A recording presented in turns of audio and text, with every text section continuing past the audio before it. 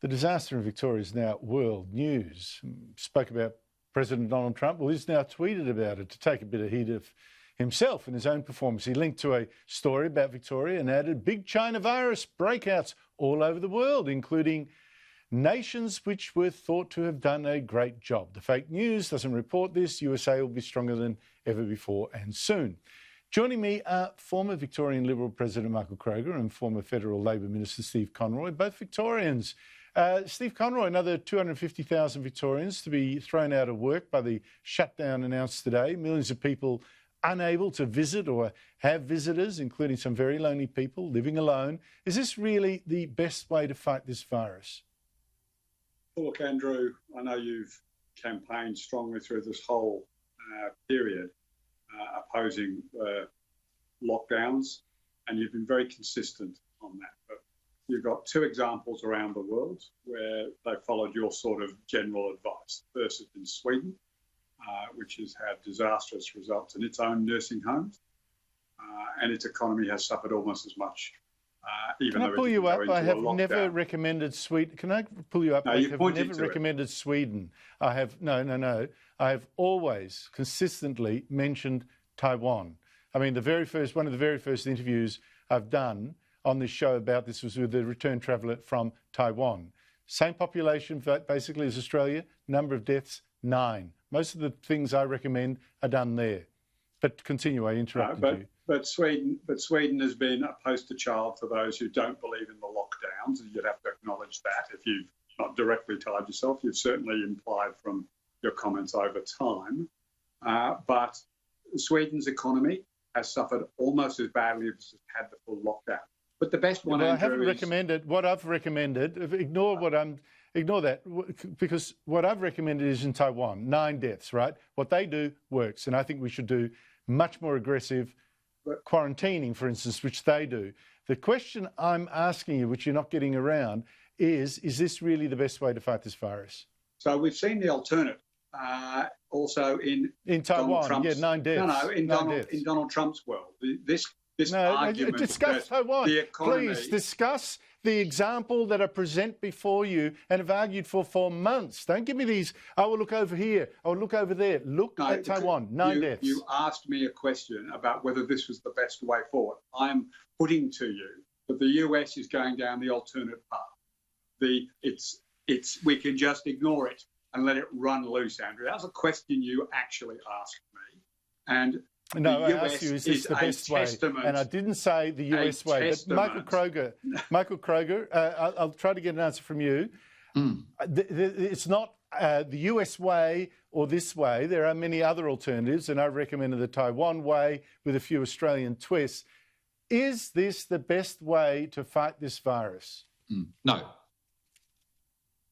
And what would you think would be a better way? Well, Andrew, first of all, can I say that you said on day one we should concentrate on the elderly, irrespective of what Stephen says. You said that's what you said on day one, and you're absolutely right. Half the Australian population are over 37, half are under 37. So everyone that's died is over 37. Hello, that tells you something. So the first thing that needs to be done in fighting this virus is to concentrate on the elderly, not so much on younger people. Second thing to worry about is to consider, are we trying to eliminate this virus or suppress it? Originally, we were trying to flatten the curve. Well, we did that for a long time. We've done it in the other states. The second thing the government need to do is work at what they're trying to achieve here. Now, in Victoria, after 5 months of failure, they need to sack the chief health officer here, and Andrews needs to sack the health minister and start again with some new people, because what they've been doing for 5 months has totally failed. There are huge inconsistencies in Victoria all over the place. I mean, as people said to me today, why are bottle shops open? Oh, because people like to have a drink. Well, that's fine, but why is a bottle shop open and not a retail shop to buy clothes? There are massive inconsistencies. Country Victoria, that chart you put up before when you're talking to Damien Drum, most of country Victoria is not affected. Now they're in stage 3 lockdowns. They're destroying all these rural communities and rural economies for no reason. The virus isn't there. So my point is that I've made for a number of weeks now, could we please see the medical advice that this fellow has been giving, the Chief Medical Officer has been giving the Andrews government, and can other experts analyse this advice? Because I think we've all lost confidence in the Victorian government and the Premier and the Chief Health Officer in trying to find a way out of this They've had umpteen goes. They've failed on every occasion. Now it's time to let the adults take over, Andrew.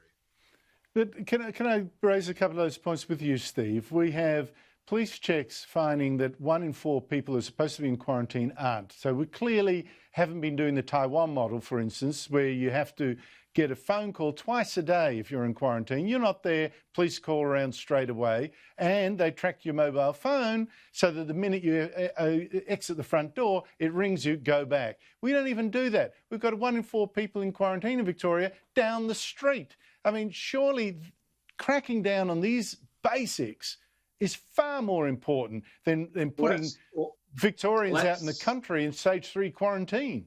Well, there's no state in Victoria, in Australia, that's used that method that you're advocating, Andrew. So let's be very clear about it. No, I know they haven't. I've argued it from day one. No state. No. I'm going to reject Michael's fundamental premise, because the longer this virus has been examined, the worse the effects of it on the humans under 37 as well as over 37 are being found.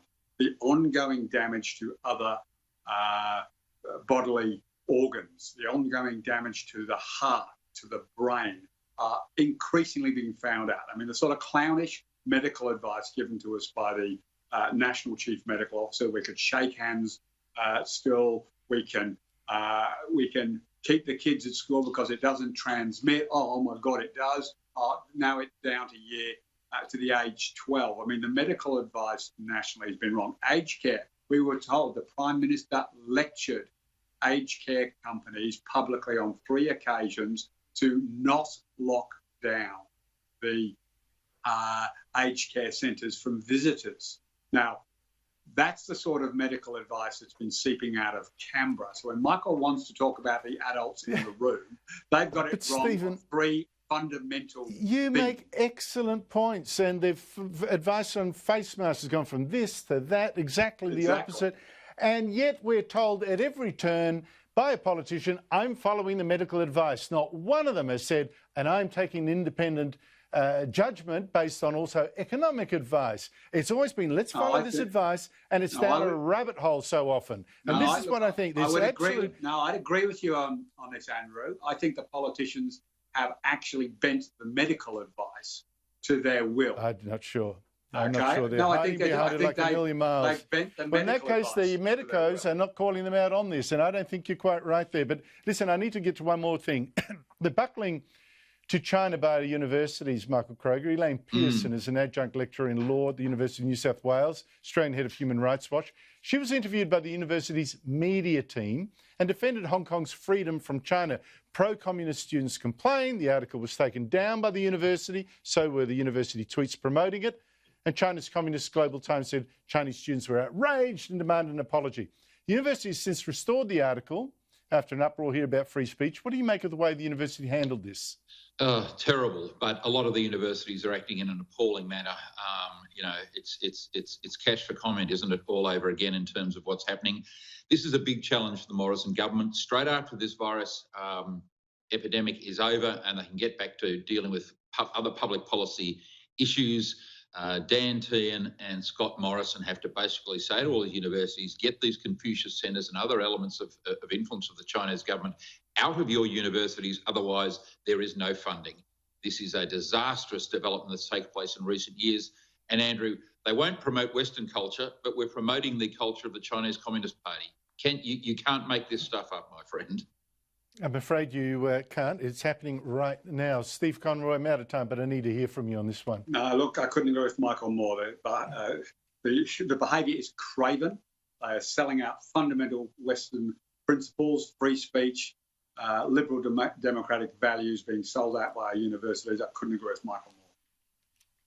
Honestly, when a university takes down an article praising democracy because of complaints from a totalitarian dictatorship, students representing the Communist Party, good God Almighty, what country are we living in? Correct. We'll soon find out, won't we? Steve Conroy and Michael Kroger, thank you both so much for your time.